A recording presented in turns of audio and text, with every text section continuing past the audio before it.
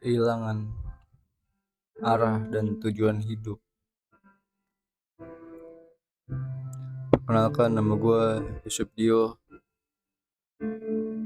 kelahiran Jakarta 27 April 1994. Status hubungan sudah menikah dan dikaruniai satu anak laki-laki. Pekerjaan sebagai driver ojol atau ojek online. Setiap hari Senin dan Jumat gue selalu mencari orderan di daerah Kamal Cengkareng, Jakarta Barat. Gue bekerja sebagai ojek online selama 3 tahun. 1 tahun itu sebagai ojol kendaraan roda 2 ataupun motor. 2 tahun jadi ojol kendaraan roda 4 ataupun mobil.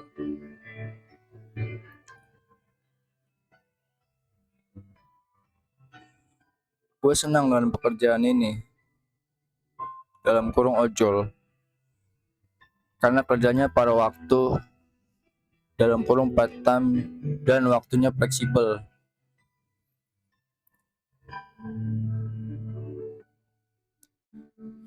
Selama gue ngojol, banyak pengalaman dan ilmu yang gue dapat di jalanan. Pertama, gue bisa menghitung cara kerja aplikator, dalam kurung harga per kilometer untuk jarak tempuh, pengantaran barang ataupun penumpang untuk mitranya. Yang kedua, gue sering ketemu dengan berbagai macam customer, dalam kurung pelanggan, dari yang ramah sampai yang tidak ramah. Tiga, gue selalu menunggu orderan masuk. Jarak waktunya nggak tentu, kadang cepat kurang lebih 30 menit, kadang tidak cepat kurang lebih 120 menit.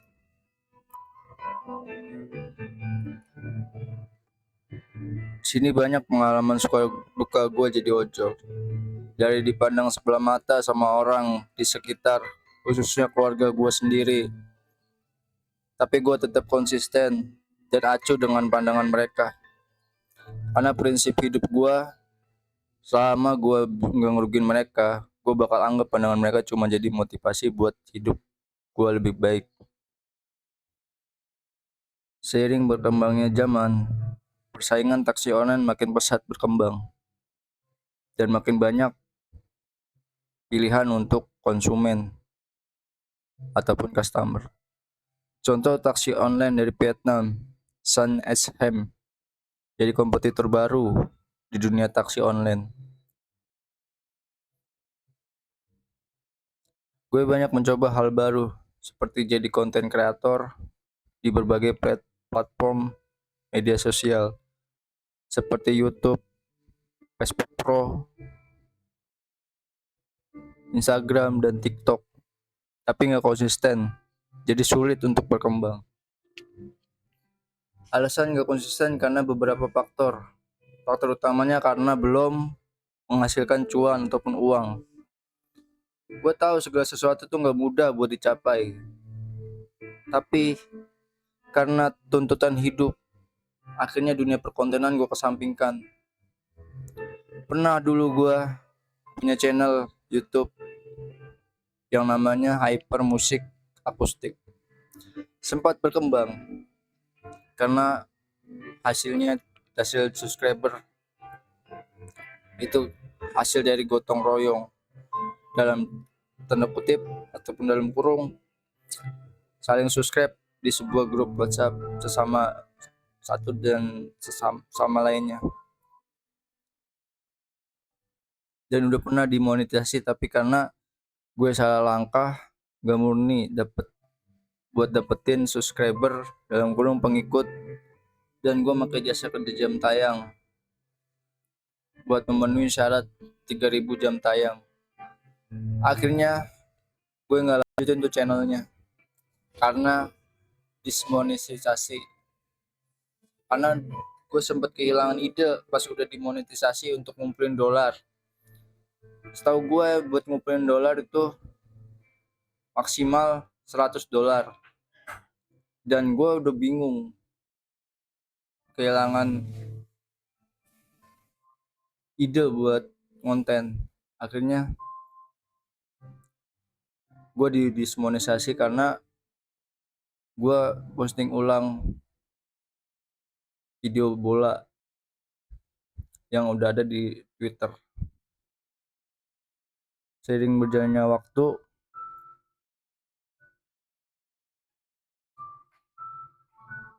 pelajaran yang gue dapat,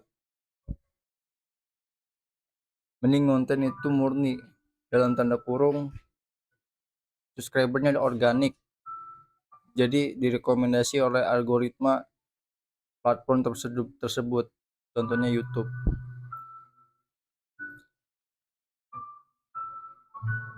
Dan segala sesuatu yang didapat dengan instan tuh hasilnya nggak bakal bertahan lama. Contohnya kayak gue, emang sih gue memenuhi syarat dapat 1000 subscriber, 3000 jam tayang, tapi buat apa?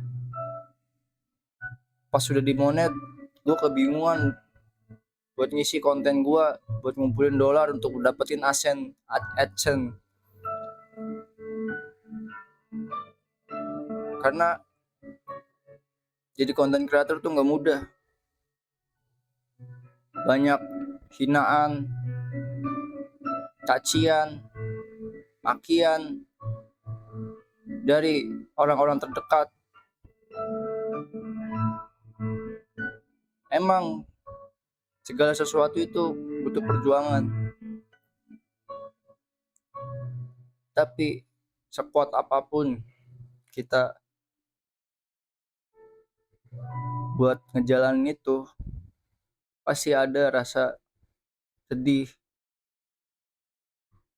karena nggak ada support system buat kita. Tapi gue selalu yakin sama apa yang gue yakinin. Seenggaknya kita pernah mencoba meskipun itu nggak berhasil. Karena keberhasilan tuh belum tentu patok untuk kita jadi sukses. Biarpun banyak orang yang berhasil tuh sukses. Karena keberhasilan kalau menurut pandangan gue, yang penting kita udah mencoba biarpun tuh gagal. Kegagalan tuh bukan untuk disesali, tapi untuk jadi pelajaran buat kedepannya. Karena apapun itu, kita hidup itu untuk berjuang menggapai cita-cita, berjuang untuk menggapai sebuah harapan, sebuah keinginan kita yang kita mau. Gue salut sama konten kreator besar seperti Deddy Kobuser, Denny Sumargo, dan Denny Caknan. Mereka besar juga pasti mereka mempunyai banyak pengorbanan yang mereka korbanin, yang mereka lakuin, yang gue nggak tahu.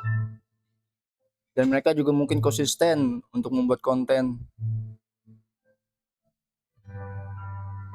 Dan akhirnya mereka mendapatkan hasilnya yang saat ini bisa dibilang berhasil ataupun sukses.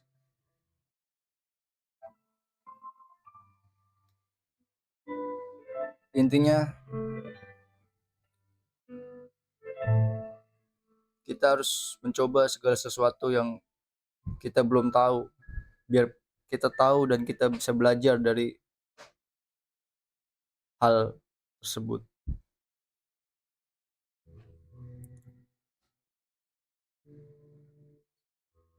Gue sekarang mencoba bikin konten baru, temanya podcast dan reaction.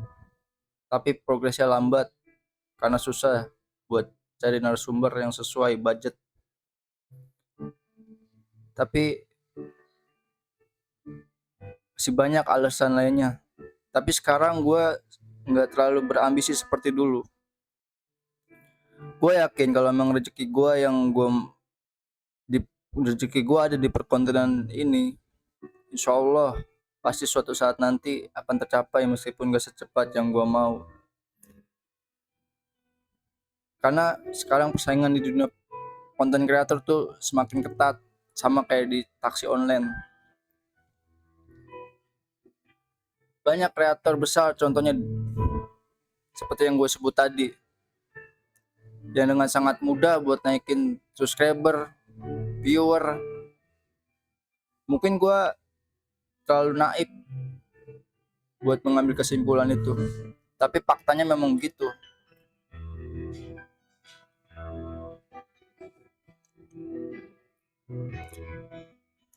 Intinya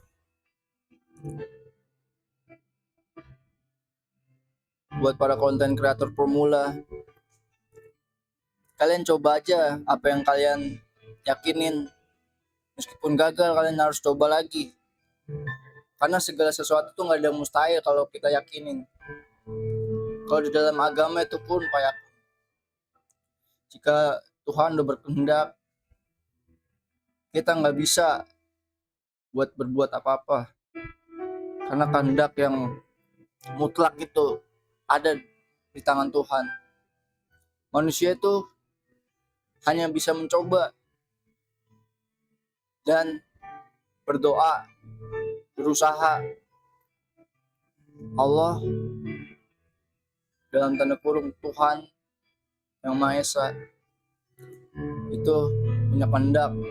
Jika Allah udah berkehendak, pasti itu lebih baik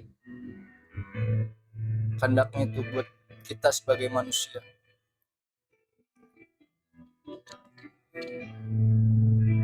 Mungkin saat ini kita gagal, tapi belum tentu kegagalan itu bisa membuat kita drop. Teruslah melangkah selama kita hidup. Jangan pernah patah semangat ataupun menyerah. Mungkin gue terlalu idealisme untuk ngomong kayak gini, tapi memang kenyataannya kayak gitu. Kita dituntut di kehidupan ini buat menghasilkan cuan ataupun uang, tapi kita juga nggak terlalu monoton buat mencari cuan. Kita butuh hiburan.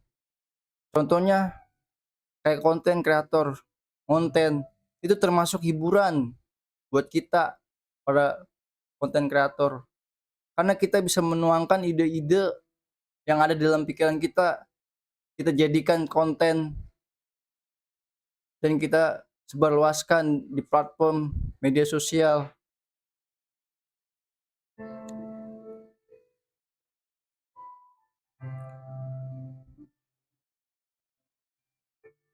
Tapi kita juga jangan terlalu idealisme, karena pada realitanya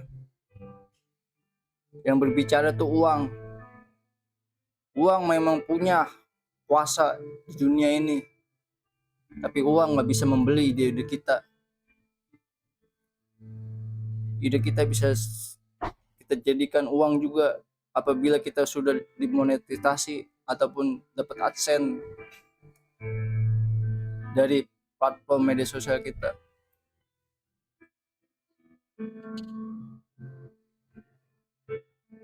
Kalau memang kalian yakin bisa sukses, meskipun gue belum sukses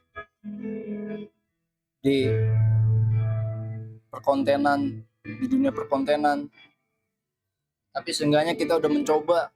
Gue udah mencoba, dan gue gak mau jadi pecundang yang hanya bisa cuma berkomentar, bisa saja cuma menghujat, memaki. Memang kita butuh haters untuk kita motivasi kita, tapi gue nggak mau jadi bagian dari haters tersebut, karena orang pembenci itu hanya orang pecundang yang hanya bisa berkomentar tapi nggak tahu nilai-nilai ataupun norma kehidupan di setiap kehidupan manusia.